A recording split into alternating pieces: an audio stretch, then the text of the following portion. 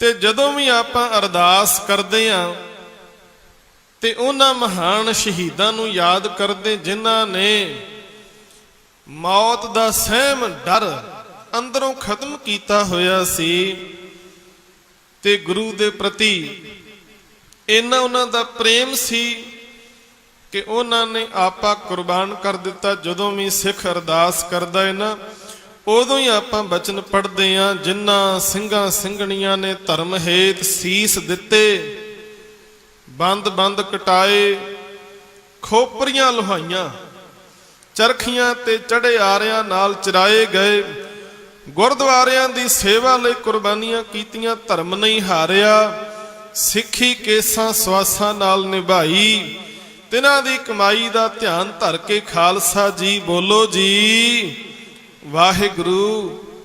ਆਪਾਂ ਉਹਨਾਂ ਦੀ ਕਮਾਈ ਦਾ ਧਿਆਨ ਧਰਦੇ ਆ ਜਿਨ੍ਹਾਂ ਨੇ ਖੋਪਰੀਆਂ ਲੁਹਾਈਆਂ ਤੇ ਸਿੱਖੀ ਕੇਸਾਂ ਸਵਾਸਾਂ ਦੇ ਨਾਲ ਨਿਭਾਈ। ਜਦੋਂ ਖੋਪਰੀਆਂ ਲੁਹਾਈਆਂ ਸ਼ਬਦ ਅਸੀਂ ਸੁਣਦੇ ਆ ਤੇ ਸਾਡੇ ਸਾਹਮਣੇ ਇੱਕ ਤਸਵੀਰ ਬਣ ਜਾਂਦੀ ਹੈ। ਉਹ ਤਸਵੀਰ ਹੈ ਭਾਈ ਸਾਹਿਬ ਭਾਈ ਤਾਰੂ ਸਿੰਘ ਜੀ ਦੀ। ਤੇ ਤੁਸੀਂ ਉਸ ਤਸਵੀਰ ਦੇ ਅਜਾਇਬ ਘਰ ਵਿੱਚ ਦਰਸ਼ਨ ਕੀਤੇ ਹੋਣਗੇ। ਭਾਈ ਸਾਹਿਬ ਭਾਈ ਤਾਰੂ ਸਿੰਘ ਜੀ ਜ਼ਮੀਨ ਤੇ ਬੈਠੇ ਹੋਏ ਨੇ ਤੇ ਜਲਾਦ ਇੱਕ ਹੱਥ ਵਿੱਚ ਰੰਬੀ ਲੈ ਕੇ ਤੇ ਭਾਈ ਸਾਹਿਬ ਦਾ ਸਿਰ ਤੋਂ ਜਿਹੜੀ ਖੋਪਰੀ ਹੈ ਉਹ ਲਾ ਰਿਹਾ ਹੈ। ਇੱਕ ਹੱਥ ਦੇ ਵਿੱਚੋਂ ਨੇ ਭਾਈ ਤਾਰੂ ਸਿੰਘ ਦੀ ਕੇਸਾਂ ਸਮੇਤ ਖੋਪਰੀ ਫਰੀ ਹੋਈ ਹੈ। ਇਹ ਤਸਵੀਰ ਦੇ ਤੁਸੀਂ ਦਰਸ਼ਨ ਕਰਦੇ ਹੋ। ਸਾਧ ਸੰਗਤ ਉਸ ਸੂਰਮੇ ਦਾ ਆਪਾਂ 300 ਸਾਲਾ ਜਨਮ ਦਿਹਾੜਾ ਮਨਾ ਰਹੇ ਹਾਂ, ਜਿਸ ਵੇਲੇ ਅਬਦਾਲੀ ਨੇ ਹਿੰਦੁਸਤਾਨ ਤੇ ਹਮਲੇ ਕੀਤੇ ਤੇ ਉਹਦਾ ਕੋਈ ਰਾਹ ਰੋਕਣ ਵਾਲਾ ਨਹੀਂ ਸੀ। ਪਰ ਸਾਧ ਸੰਗਤ ਸਿੱਖਾਂ ਨੇ ਅਹਿਮਦ ਸ਼ਾਹ ਅਬਦਾਲੀ ਦਾ ਰਸਤਾ ਰੋਕਿਆ, ਉਹਦਾ ਰਾਹ ਹੀ ਨਹੀਂ ਰੋਕਿਆ। ਉਹਦੇ ਕੋਲੋਂ ਲੁੱਟਿਆ ਹੋਇਆ ਸਮਾਨ ਵੀ ਖੋਹ ਲਿਆ। ਹਿੰਦੁਸਤਾਨ ਦੀਆਂ ਧੀਆਂ ਬੱਚੀਆਂ ਜਿਹੜੀਆਂ ਲੁੱਟ ਕੇ ਬੰਨ ਕੇ ਲੈ ਕੇ ਜਾ ਰਿਹਾ ਸੀ, ਉਹਨਾਂ ਨੂੰ ਵੀ ਛੁਡਾਇਆ ਤੇ ਘਰੋਂ ਘਰੀ ਪਹੁੰਚਾ ਦਿੱਤਾ। ਅਹਿਮਦ ਸ਼ਾਹ ਅਬਦਾਲੀ ਬੜਾ ਹੈਰਾਨ ਹੋਇਆ, ਕਹਿਣ ਲੱਗਾ ਕਮਾਲ ਹੋ ਗਈ, ਇਹ ਕਿਹੜੇ ਲੋਕ ਨੇ ਜਿਹੜੇ ਮੇਰਾ ਰਸਤਾ ਰੋਕ ਕੇ ਖੜ ਗਏ ਨੇ, ਜਿਨ੍ਹਾਂ ਨੇ ਮੈਨੂੰ ਲੁੱਟ ਲਿਆ ਹੈ। ਤੇ ਉਹਨੂੰ ਪਤਾ ਲੱਗਾ ਵੀ ਇਹ ਸਿੱਖ ਨੇ, ਇਹ ਗੁਰੂ ਨਾਨਕ ਦੇ ਸਾਜੇ ਹੋਏ ਸਿੱਖ ਨੇ ਜਿਨ੍ਹਾਂ ਨੇ ਤੇਰਾ ਰਾਹ ਰੋਕਿਆ ਏ। ਤੇ ਅਹਿਮਦ ਸ਼ਾਹ ਅਬਦਾਲੀ ਜਾਂਦਿਆਂ ਜਾਂਦਿਆਂ ਜ਼ਕਰੀਆ ਖਾਨ ਨੂੰ ਕਹਿ ਕੇ ਗਿਆ, ਕਹਿੰਦਾ ਜਿੰਨੀ ਜਲਦੀ ਹੋ ਸਕੇ ਇਸ ਸਿੱਖ ਕੌਮ ਨੂੰ ਤੂੰ ਖਤਮ ਕਰ ਦੇ, ਨਹੀਂ ਤੇ ਇੱਕ ਨਾ ਇੱਕ ਦਿਨ ਇਹ ਹਿੰਦੁਸਤਾਨ ਤੇ ਰਾਜ ਕਰਨਗੇ। ਕਹਿੰਦੇ ਫਿਰ ਜ਼ਕਰੀਆ ਖਾਨ ਨੇ ਸਿੱਖਾਂ ਦਾ ਖੁਰਾ ਖੋਜ ਮਿਟਾਉਣ ਵਾਸਤੇ ਸਾਰਾ ਜ਼ੋਰ ਲਾ ਦਿੱਤਾ। ਅਜਿਹਾ ਸਮਾਂ ਸਿੱਖਾਂ ਦੇ ਉੱਪਰ ਇੰਨੀ ਜ਼ਿਆਦਾ ਸਖਤੀ ਕਰ ਦਿੱਤੀ ਗਈ ਕਿ ਸਿੱਖਾਂ ਦੀ ਖਬਰ ਦੇਣ ਵਾਲੇ ਨੂੰ 50 ਰੁਪਏ ਇਨਾਮ ਦਿੱਤਾ ਜਾਂਦਾ, ਸਿਰ ਵੱਢ ਕੇ ਲਿਆਉਣ ਵਾਲੇ ਨੂੰ 80-80 ਰੁਪਏ ਇਨਾਮ ਦਿੱਤਾ ਜਾਂਦਾ, ਮੁਖਬਰੀ ਕਰਨ ਵਾਲਿਆਂ ਨੂੰ ਵੱਡੇ ਵੱਡੇ ਇਨਾਮ ਦਿੱਤੇ ਜਾਂਦੇ। ਤੋ ਐਸਾ ਸਮਾਂ ਆਇਆ 7-8 ਦਹਾਕਿਆਂ ਦਾ ਐਸਾ ਸਮਾਂ ਜਦੋਂ ਸਿੱਖਾਂ ਨੇ ਆਪਣੇ ਘਰਾਂ ਵਿੱਚ ਰਹਿ ਕੇ ਨਹੀਂ ਵੇਖਿਆ। ਉਹ ਘੋੜਿਆਂ ਦੀਆਂ ਕਾਠੀਆਂ ਤੇ ਕਈ ਸਾਲ ਜੰਗਲਾਂ ਬੇਲਿਆਂ ਵਿੱਚ ਰਹਿ ਕੇ ਉਹਨਾਂ ਨੇ ਗੁਜ਼ਾਰੇ। ਇੰਨੀ ਜ਼ਿਆਦਾ ਸਖਤੀ ਕਰ ਦਿੱਤੀ, ਸਿੱਖਾਂ ਨੂੰ ਲੱਭ ਲੱਭ ਕੇ ਮਾਰਿਆ ਜਾ ਰਿਹਾ ਹੈ। ਪਰ ਸਿੱਖ ਫਿਰ ਵੀ ਨਹੀਂ ਖਤਮ ਹੋਏ। ਕਹਿੰਦੇ ਜ਼ਕਰੀਆ ਖਾਨ ਨੇ ਸਵਾਲ ਕੀਤਾ ਵੀ ਮੈਂ ਇੰਨੀ ਜ਼ਿਆਦਾ ਸਖਤੀ ਕਰ ਦਿੱਤੀ ਹੈ, ਸਿੱਖ ਜਿਹੜੇ ਨੇ ਅਜੇ ਵੀ ਨਹੀਂ ਮੁੱਕੇ। ਕਮਾਲ ਦੀ ਬਾਤ ਹੈ, ਸਿੱਖ ਰਹਿੰਦੇ ਕਿੱਥੇ ਨੇ? ਉਹਨਾਂ ਨੂੰ ਕੌਣ ਸਾਂਭਦਾ, ਕੌਣ ਸੰਭਾਲ ਕਰਦਾ ਉਹਨਾਂ ਸਿੱਖਾਂ ਦੀ? ਤੇ ਉਸ ਵੇਲੇ ਜਿਹੜੇ ਸਰਕਾਰੀ ਟਾਊਟ ਸਨ, ਮੁਖਬਰ ਸਨ ਸਰਕਾਰੀ, ਉਹਨਾਂ ਨੇ ਇਤਲਾਹ ਕੀਤੀ। ਤੇ ਰਤਨ ਸਿੰਘ ਭੰਗੂ ਜੀ ਪ੍ਰਾਚੀਨ ਪੰਥ ਪ੍ਰਕਾਸ਼ ਦੇ ਵਿੱਚ ਲਿਖਦੇ ਨੇ, ਜਦੋਂ ਜ਼ਕਰੀਆ ਨੇ ਸਵਾਲ ਕੀਤਾ ਕਿ ਸਿੱਖ ਕਿੱਥੇ ਰਹਿੰਦੇ ਨੇ, ਉਹਨਾਂ ਨੂੰ ਕੌਣ ਸਾਂਭਦਾ ਏ, ਅਜੇ ਤੱਕ ਖਤਮ ਕਿਉਂ ਨਹੀਂ ਹੋਏ। ਤੇ ਉਸ ਵੇਲੇ ਹਰ ਭਗਤ ਨਿਰੰਜਨੀਆਂ ਜ਼ਕਰੀਆ ਖਾਂ ਦੀਆਂ ਇਹਨਾਂ ਗੱਲਾਂ ਦਾ ਜਵਾਬ ਦਿੰਦਾ ਏ। ਕਹਿੰਦੇ ਤਬ ਦੁਸ਼ਟ ਇੱਕ ਬੋਲਿਓ, ਨਹਿ ਭੂਖੇ ਸਿੰਘ ਮਰਾਹੇ, ਇਸ ਦੇਸ਼ ਮੈਂ ਸਿੱਖ ਰਹੇ, ਉਨ ਦੇकर पीछे खाहे। ਕਹਿੰਦੇ ਜ਼ਕਰੀਆ ਖਾਂ ਤੂੰ ਕਹਿੰਦਾ ਸਿੱਖ ਮੈਂ ਖਤਮ ਕਰ ਦਿਆਂਗਾ, ਪਰ ਸਿੱਖ ਤੇਰੇ ਕੋਲੋਂ ਮਾਰੇ ਨਹੀਂ ਜਾਣੇ, ਕਿਉਂਕਿ ਅਜੇ ਇਸ ਦੇਸ਼ ਦੇ ਵਿੱਚ ਐਸੇ ਸਿੱਖ ਵੀ ਹਨ ਜਿਹੜੇ ਆਪ ਮੂੰਹ ਵਿੱਚ ਪ੍ਰਸ਼ਾਦਾ ਬਾਅਦ ਵਿੱਚ ਪਾਉਂਦੇ ਨੇ, ਪਹਿਲਾਂ ਜੰਗਲਾਂ ਦੇ ਵਿੱਚ ਜਾ ਕੇ ਉਹਨਾਂ ਭੁੱਖੇ ਸਿੰਘਾਂ ਨੂੰ ਪ੍ਰਸ਼ਾਦਾ ਦੇ ਕੇ ਆਉਂਦੇ ਨੇ। ਹੁਣ ਜ਼ਕਰੀਆ ਬੜਾ ਹੈਰਾਨ ਹੋਇਆ, ਕਹਿੰਦਾ ਮੇਰਾ ਰਾਜ ਹੋਵੇ ਤੇ ਮੈਨੂੰ ਇਸ ਗੱਲ ਦਾ ਪਤਾ ਨਾ ਹੋਵੇ। ਉਹਨੇ ਐਲਾਨ ਕਰ ਦਿੱਤਾ ਫੌਰੀ ਤੌਰ ਤੇ, ਕਹਿੰਦਾ ਪਤਾ ਕਰੋ ਕਿਹੜਾ ਹੈ ਐਸਾ ਵਿਅਕਤੀ ਜਿਹੜਾ ਜੰਗਲਾਂ ਬੇਲਿਆਂ ਵਿੱਚ ਬੈਠੇ ਸਿੱਖਾਂ ਦੀ ਮਦਦ ਕਰਦਾ ਹੈ। ਤੇ ਉਸ ਵੇਲੇ ਕੁਝ ਸਿੱਖ ਜਿਹੜੇ ਪਿੰਡਾਂ ਸ਼ਹਿਰਾਂ ਵਿੱਚ ਰਹਿਣ ਵਾਲੇ ਕਿਰਤੀ ਸਿੱਖ, ਜਿਹੜੇ ਕਿਰਤਕਾਰ ਕਰਕੇ ਹਾਕਮਾਂ ਦਾ ਟੈਕਸ ਵੀ ਦਿੰਦੇ ਸਨ, ਆਪਣਾ ਵੀ ਗੁਜ਼ਾਰਾ ਕਰਦੇ ਸਨ ਅਤੇ ਲੋੜਵੰਦਾਂ ਦੀ ਸੇਵਾ ਵੀ ਕਰਦੇ ਸਨ, ਉਹਨਾਂ ਵਿੱਚੋਂ ਸੀ ਇੱਕ ਭਾਈ ਸਾਹਿਬ ਭਾਈ ਤਾਰੂ ਸਿੰਘ ਜੀ, ਜਿਨ੍ਹਾਂ ਦਾ ਜਨਮ 1720 ਨੂੰ ਹੋਇਆ ਤੇ ਪੂਲਾ ਪਿੰਡ ਮਾਝੇ ਦੀ ਧਰਤੀ ਤੇ। ਹੁਣ ਹਰ ਭਗਤ ਨਿਰੰਜਨੀਆਂ ਜ਼ਕਰੀਆ ਖਾਂ ਨੂੰ ਜਾ ਕੇ ਕਹਿੰਦਾ ਇਹ ਸਾਰੇ ਬੋਲ ਪ੍ਰਾਚੀਨ ਪੰਥ ਪ੍ਰਕਾਸ਼ ਦੇ ਵਿੱਚ ਭਾਈ ਸਾਹਿਬ ਭਾਈ ਰਤਨ ਸਿੰਘ ਭੰਗੂ ਨੇ ਬੜੇ ਪਿਆਰ ਨਾਲ ਲਿਖ ਕੇ ਸਾਂਭੇ ਨੇ। ਕਹਿੰਦਾ ਹਰ ਭਗਤ ਨਿਰੰਜਨੀਏ ਯੋਂ ਫਿਰ ਕਹੀ, ਪੂਲੋ ਪਿੰਡ ਇੱਕ ਮਾਝੇ ਅਹੀ, ਤਾਰੂ ਸਿੰਘ ਤੈ ਖੇਤੀ ਕਰੈ, ਸਾਥ ਪਿੰਡ ਵਿਹਾਲਾ ਭਰੈ, ਦੇ ਹਾਕਮ ਕਛ ਥੋੜਾ ਖਾਵੈ, ਬਚੇ ਸਿੰਘਣ ਕੇ ਪਾਸ ਪੁਚਾਵੈ, ਹੈ ਉਸकी ਇੱਕ ਭੈਣ ਅਰ ਮਾਈ, ਪੀਸ ਕੂਟ ਵੈ ਕਰੇ ਕਮਾਈ, ਆਪ ਖਾਏ ਮੈਂ ਰੁੱਖੀ ਮਿੱਸੀ, ਮੋਟਾ ਪੈਰ ਆਪ ਰਹਿ ਲਿੱਸੀ, ਜੋ ਬਚੇ ਸੋ ਸਿੰਘਣ ਦੇਵੈ, ਓਏ ਬਿਨ ਸਿੰਘਣ ਔਰ ਨਾ ਸੇਵੈ। ਕਹਿੰਦੇ ਮਾਝੇ ਦੀ ਧਰਤੀ ਤੇ ਪੂਲੇ ਪਿੰਡ ਦਾ ਰਹਿਣ ਵਾਲਾ ਭਾਈ ਤਾਰੂ ਸਿੰਘ ਜਿਹੜਾ ਖੇਤੀਬਾੜੀ ਕਰਦਾ ਏ ਤੇ ਨਾਲ ਹਾਕਮਾਂ ਦਾ ਟੈਕਸ ਵੀ ਦਿੰਦਾ ਏ। ਕਹਿੰਦੇ ਉਹਦੀ ਇੱਕ ਭੈਣ ਵੀ ਹੈ, ਉਹਦੀ ਇੱਕ ਮਾਂ ਏ, ਜਿਹੜੇ ਘਰ ਦੇ ਵਿੱਚ ਮੁੰਜ ਕੁੱਟ ਕੇ ਵਾਣ ਵੱਟ ਕੇ ਵੇਚ ਕੇ ਗੁਜ਼ਾਰਾ ਕਰਦੇ ਨੇ। ਕਹਿੰਦੇ ਜਿਹੜਾ ਘਰ ਦੇ ਵਿੱਚ ਅੰਨ ਪਾਣੀ ਹੁੰਦਾ ਏ ਆਪ ਛਕਦੇ ਨੇ, ਤੇ ਕਹਿੰਦੇ ਉਹਦੇ ਵਿੱਚੋਂ ਜੋ ਵੀ ਬਚ ਜਾਂਦਾ ਏ ਉਹ ਜਾ ਕੇ ਵੇਲੇ ਕਵੇਲੇ ਜੰਗਲ ਦੇ ਵਿੱਚ ਜਾ ਕੇ ਸਿੱਖਾਂ ਨੂੰ ਦੇ ਕੇ ਆਉਂਦੇ ਨੇ। ਹੁਣ ਜਿਹੜੇ ਸਿੱਖ ਕਿਰਤੀ ਸਨ ਘਰਾਂ ਵਿੱਚ ਰਹਿਣ ਵਾਲੇ, ਉਹਨਾਂ ਦਾ ਜੀਵਨ ਕੈਸਾ ਸੀ? ਬੜੇ ਪਿਆਰੇ ਬਚਨ ਨੇ। ਕਹਿੰਦੇ ਆਪ ਸਹਿਵੇਂ ਨੰਗ ਅਰ ਭੁੱਖ, ਦੇਖ ਨਾ ਸਕੇ ਸਿੰਘਣ ਦੁੱਖ। ਕਹਿੰਦੇ ਆਪ ਉਹ ਨੰਗੇ ਭੁੱਖੇ ਵੀ ਰਹਿ ਲੈਂਦੇ ਨੇ, ਪਰ ਜਿਹੜੇ ਸਿੰਘ ਹਾਕਮਾਂ ਦੇ ਸਤਾਏ ਜੰਗਲਾਂ ਵਿੱਚ ਜਾ ਕੇ ਬੈਠੇ ਨੇ, ਜਾਂ ਜਿਨ੍ਹਾਂ ਸਿੱਖਾਂ ਨੂੰ ਬਾਗੀ ਕਿਹਾ ਜਾਂਦਾ ਸੀ ਨਾ, ਕਹਿੰਦੇ ਉਹਨਾਂ ਦਾ ਦੁੱਖ ਨਹੀਂ ਦੇਖ ਸਕਦੇ। ਉਹ ਆਪ ਸਹਿਵੇਂ ਨੰਗ ਅਰ ਭੁੱਖ, ਦੇਖ ਨਾ ਸਕੈ ਸਿੰਘਣ ਦੁੱਖ, ਆਪ ਗੁਜ਼ਾਰੇ ਅਗਨੀ ਨਾਲ, ਸਿੰਘਣ ਪੁਸ਼ਾਕ ਦੇ ਸਵਾਲ। ਕਹਿੰਦੇ ਠੰਡ ਦਾ ਟਾਈਮ ਹੋਵੇ ਤੇ ਆਪ ਅੱਗ ਬਾਲ ਕੇ ਸੇਕ ਲੈਂਦੇ ਗੁਜ਼ਾਰਾ ਕਰਦੇ ਨੇ, ਪਰ ਜੰਗਲਾਂ ਵਿੱਚ ਰਹਿਣ ਵਾਲੇ ਸਿੱਖਾਂ ਨੂੰ ਉਹ ਕੱਪੜੇ ਸਵਾ ਕੇ ਦਿੰਦੇ ਨੇ। ਇਹੋ ਜਿਹਾ ਕਰਤਾਰ ਸੀ ਉਸ ਸਮੇਂ ਸਿੱਖਾਂ ਦਾ।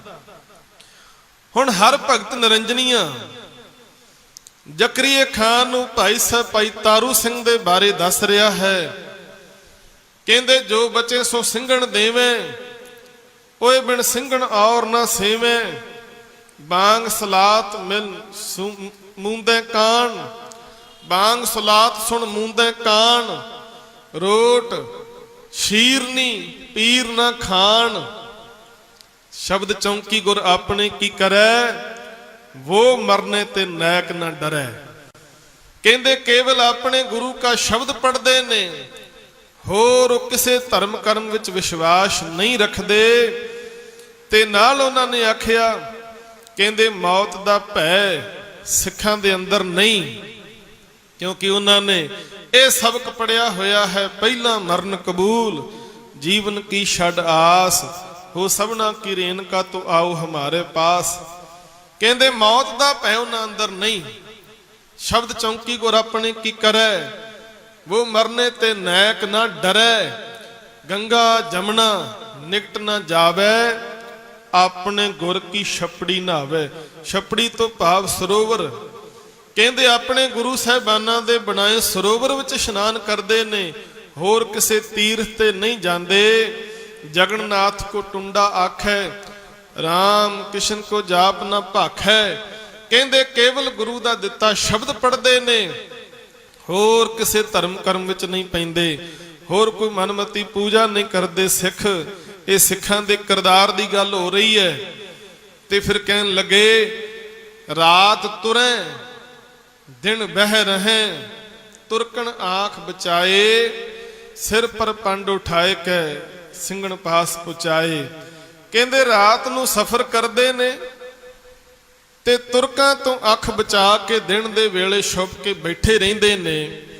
जो कुछ भी घर दे विच बचदा है वो पंड बन के जाके सिखां नूं जंगलां दे विच जाके दे दिंदे ने। ते जदों हुण जकरिया खान ने भाई साहब भाई तारू सिंह दे बारे ये सारियां गल्लां सुनिया ना, ते जकरिया खान सुन के हैरान हो गया। कहंदा मैं ते कहंदा सा सिख सारे मार दिते, खत्म हो गए ने, पर जे अजे भाई साहब भाई तारू सिंह वर्गे सिखां दे बहुत वड्डे हमदर्द हन, ते फिर सिखां नूं किवें मारिया जा सकदा है। इस करके सब तो पहला कहन लगे उन्हां लोकां नूं फड़ के लियाओ जिहड़े सिखां दी मदद करदे ने। सो भाई साहब भाई तारू सिंह जी नूं गिरफ्तार करन दे हुक्म चाड़ दिते गए। कहंदे हर भगत निरंजनिया जिहड़ा बहुत वड्डा मुकबर सी, चुगलखोर सी, कहंदे ए नाल आया, मोमन खां आया। कहंदे भाई तारू सिंह नूं फड़न वास्ते आए ने इहदे पिंड। जदों कहंदे फौज पिंड दे विच आई, अमृत वेला सी, भाई साहब भाई तारू सिंह खेतां नूं गेड़ा मारन गए ने। कहंदे सिपाही आए ते भाई साहब भाई तारू सिंह दी माता नूं कहन लगे, माता तेरा पुੱਤ कित्थे है? आए हो?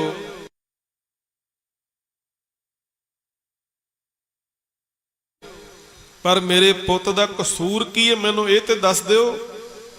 आख्या माता तू कसूर पुछदी है? वो सरकार दे बागियां दी जाके मदद करदा है।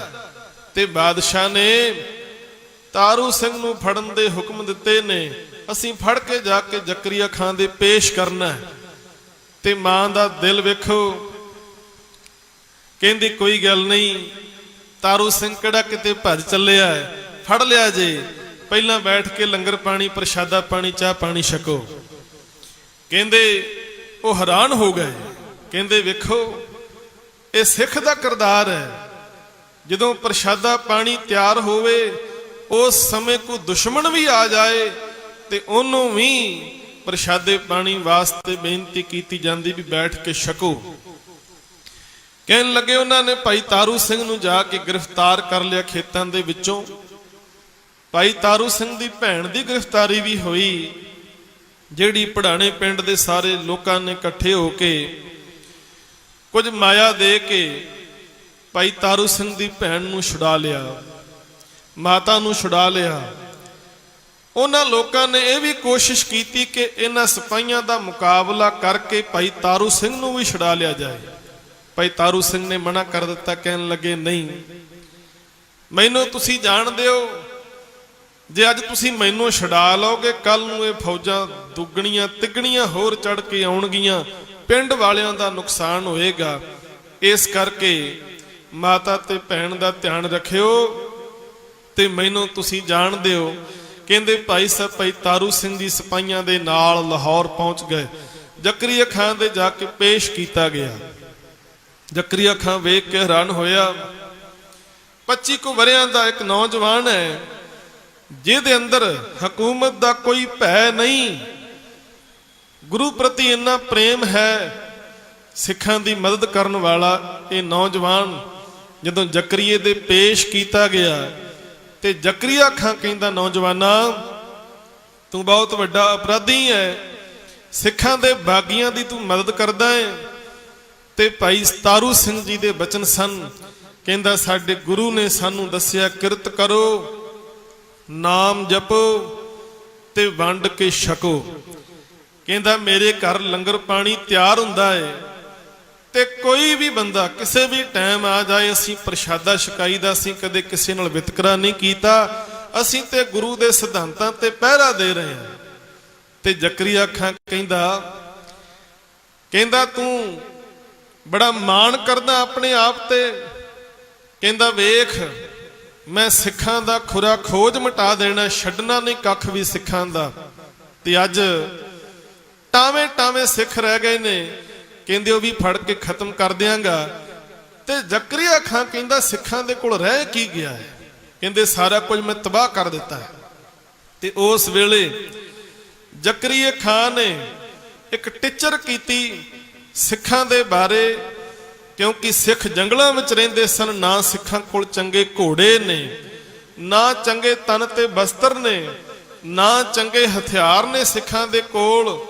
ਤੇ ਜ਼ਕਰੀਆ ਖਾਂ ਨੇ ਟੀਚਰ ਕੀਤੀ, ਕਹਿਣ ਲੱਗਾ ਵੇਖ ਤੇਰੇ ਹਾਲ ਕੀ ਹੈ ਸਿੱਖਾਂ ਦੇ, ਫਿੱਡਾ ਜੈਸਾ ਟਟੂਆ ਹੈ, ਜੁਲੜੂ ਕਾ ਕਾਠੀ ਪਾਏ, ਰਸੜੂ ਲਗਾਮ ਜੂ ਤੇ ਰਸੜੂ ਰਕਾਬ ਜੂ, ਨੀਲੜੂ ਸਾ ਚਾਦਰੂ ਤੇ ਪਾਟੜੂ ਸਾ ਕਛੜੂ, ਡੁੱਚੋ ਜੈਸਾ ਪਗੜੂ ਬਣਾਇਆ ਸਿਰ ਤਾਜ ਜੂ, ਟੁੱਟਿਆ ਜੈਸਾ ਤੇਗੜੂ ਤੇ ਲੀਰੜੂ ਮਿਆਨ ਜਾਕੋ, ਗੱਠ ਸੱਠ ਗਾਤਰਾ ਬਣਾਇਆ ਸਭ ਸਾਜ ਜੂ, ਨਾਮ ਕੇ ਅਕਾਲੜੂ ਹੈ ਫਿਰੇ ਬੁਰੇ ਹਾਲੜੂ, ਤੇ ਲੂਟ ਕੂਟ ਖਾਵਣੇ ਕੇ ਡਾਢੇ ਉਸਤਾਦ ਜੂ।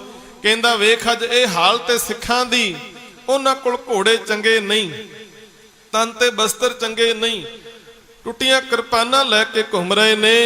ਕਹਿੰਦੇ ਬਸ ਨਾਮ ਦੇ ਅਕਾਲੀ ਨੇ, ਪਰ ਉਹਨਾਂ ਦੀ ਹਾਲਤ ਬਹੁਤ ਬੁਰੀ ਕਰ ਦਿੱਤੀ ਮੈਂ।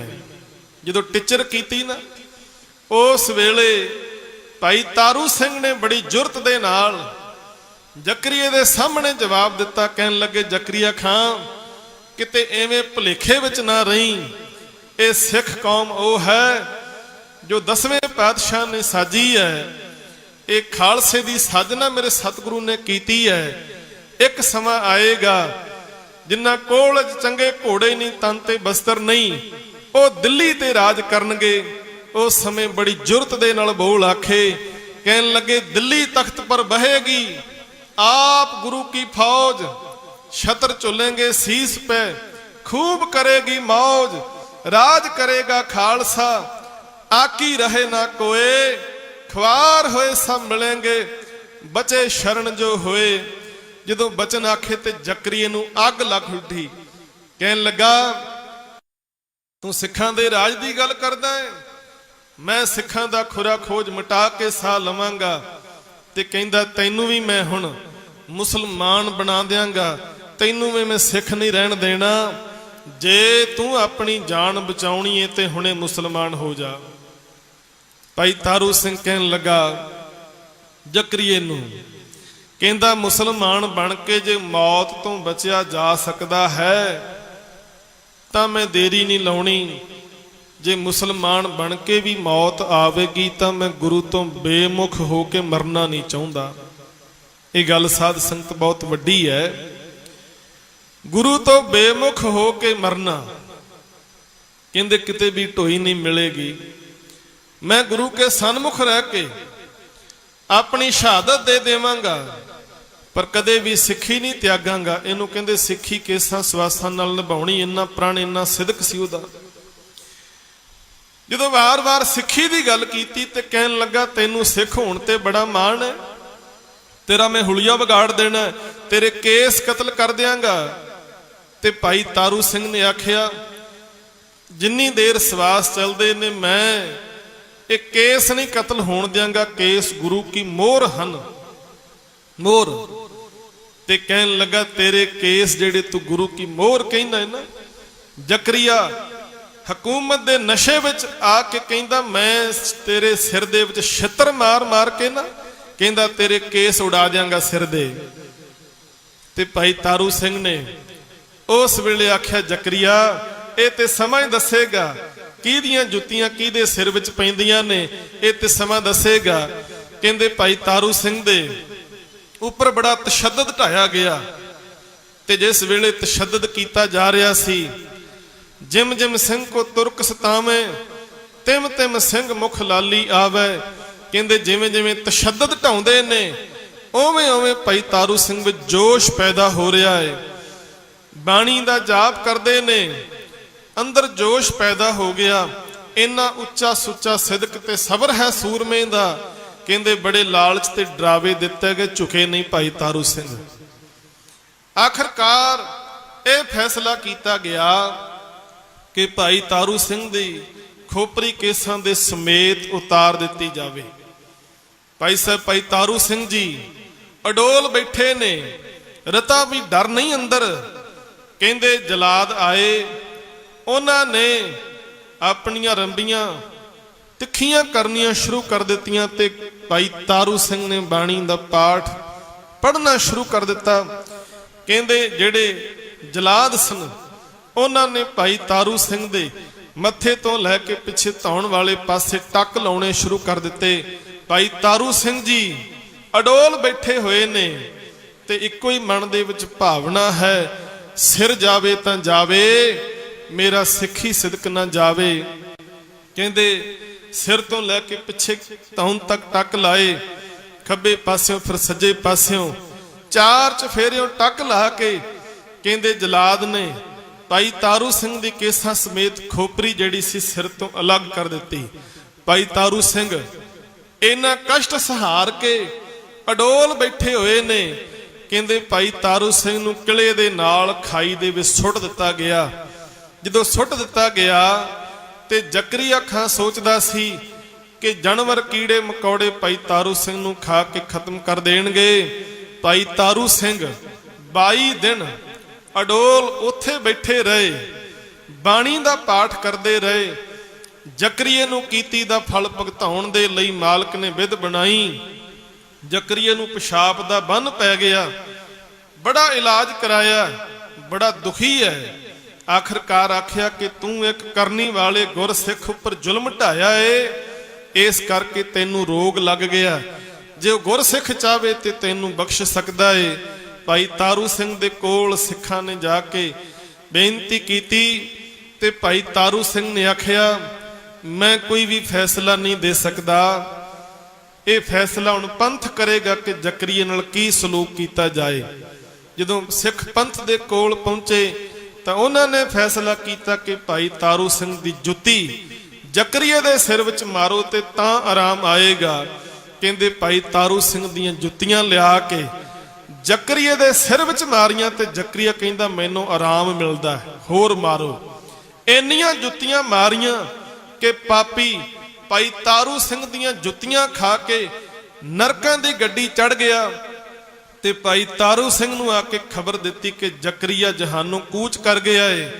भाई तारू सिंह ने अरदास कीती अकाल पुरख दे चरनां विच, सतगुरु दे चरनां विच बेनती कीती कि तुसी रहमत कीती, मेरी सिੱਖੀ केसां ते सवासां नाल निभ गई है, किरपा करो हुण मैनूं चरनां विच निवास दिओ। भाई साहब भी उत्थे फिर शहादत दा जाम पी गए। इस तरह भाई साहब जी ने अपनी शहादत दे के साडे वास्ते पूरने पाए कि सिੱਖੀ केसां ते सवासां नाल किवें निभाई जांदी है। सो अज भाई साहब जी दा 300 साला आपां जन्म